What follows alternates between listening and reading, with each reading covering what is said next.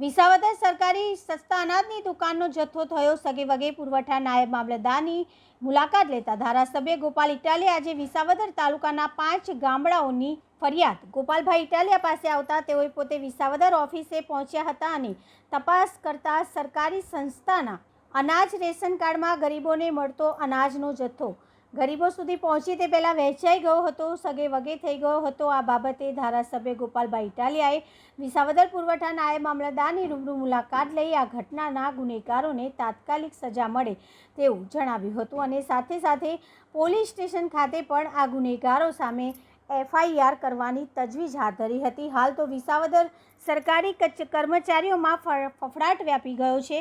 Reporter Lalit Chavda, Talala.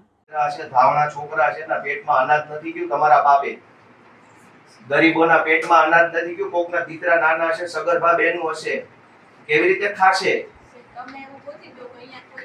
બેન કાંઈ જડતું જ નથી, આ દેશમાં કાંઈ જડતું નથી। તમારા નજરમાં સરકારી કાગળમાં ફૂલ ગુલાબી ચિત્ર હોય છે બધું। આ 5 ગામનો અનાજ ચોરાઈ ગયું એનું શું છે? 5 ગામનું અનાજ ચોરાઈ ગયું, FIR નથી થતી, તમારી પાસે આંકડા નથી, આમની પાસે અનાજ નથી, ગરીબ પાસે કોઈ ઘઉં નથી। ઈ જે છે સાહેબ તમે માંગો છો મારામાંથી લઈને તમને આપવાનું, લઈને અપાવો, તમારી જવાબદારી। તમે PSI ને ડેટા નથી આપતા, PSI તમારી પાસે આંકડા માંગે, તમે PSI ને ના પાડી દીધી આંકડા આપવાની? ના નથી પાડી સાહેબ, એમ કીધું અહીંયાથી રેકોર્ડ અહીંયા નથી। કેટલો જથ્થો માંગ્યો ડીલરે? ગોડાઉન પાસે જથ્થો નિર્ધારિત હશે, દરેક ડીલરનો જથ્થો નક્કી હોય। આ ડીલરનો જથ્થો કેટલો છે એનો ડેટા તમારી પાસે હોય? નિર્ધારિત જથ્થો તે પૈકી કેટલો જથ્થો ઉપાડ્યો અલગ વાત છે, નિર્ધારિત જથ્થો તો હશે। પરમિટ જે જનરેટ થાય છે હા એ ડાયરેક્ટ ઓનલાઈન થાય છે, હા બરાબર છે, ડાયરેક્ટ ગોડાઉન ને જાય, બરાબર અને માલ ઇશ્યુ થાય ઈ જે કે છે તો એના માટે તપાસ પછી ન્યા જઈને કરાવવી પડશે। એટલે તો ટીમ બનાવીને મોકલીએ છે ભાઈ તમે તાત્કાલિક તપાસ કરો। તમે 12:30 વાગ્યાનું તપાસ તો બેનો સરકારી તપાસ કોઈ પૂરી નથી થઈ, 50 વર્ષ જૂના કેસની તપાસ એ હાલે છે, તમે નવી તપાસ ચાલુ કરો, ઉપર હેઠેનું છોડો, ગરીબોને ખાવાનું કરો। કઈ કોળીઓ અનાજ છીનવી લેતા આપણને શરમ આવવી જોઈએ।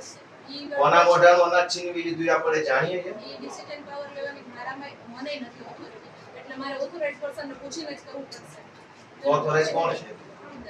ત્યાં છે હા તો પૂછો, ફોન કરીને પૂછી લો। થઈ ગઈ તમારી તપાસ હવે હાજી પાપ લાગશે તમને બધાને, બહુ યાદ રાખજો।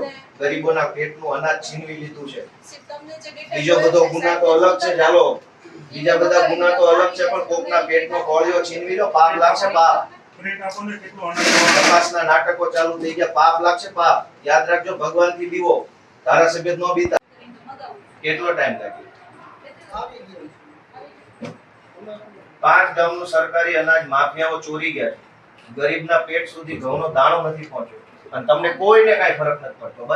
બધા એશો આરામમાં જૂનાગઢના નવાબની જેમ ફરો છો। શરમ આવવી જોઈએ આપણને બધાને, ગરીબોનું અનાજ ચોરી થાય છે ને આપણે જોઈ રહ્યા છીએ।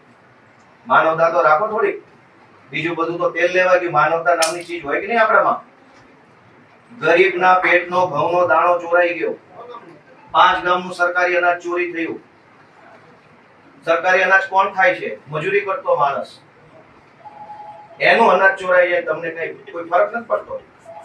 પોલીસ FIR નો લે, તમારી પાસે આંકડા નથી, ધારાસભ્ય આવે તો તમે ઉડાવ જવાબ આપો છો। એટલે આ બધું શું છે? લોકશાહી છે કે નવાબશાહી? એ દિવસે હું આવ્યો ત્યારે મેં તમને કહી ગયો તો કર્યો રિપોર્ટ? તમે કહી દીધું ને, રિપોર્ટ કર્યો લેખિતમાં? તો મને તો કોપી મળી નહીં, ધારાસભ્ય નકલ રવાના તો કરી નહીં તમે। બેન તમે એક મહિલા છો, બ્રાન્ચ છે, 3 બ્રાન્ચ છે, 2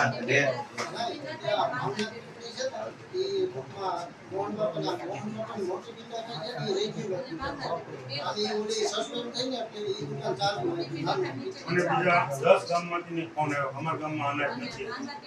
ઘણા બધા લોકો ફોન કરે અમારા ગામમાં નથી, આપણે તો 5 એવું છે કે ઘણા ગામનું અનાજ ચોરી થઈ ગયું છે।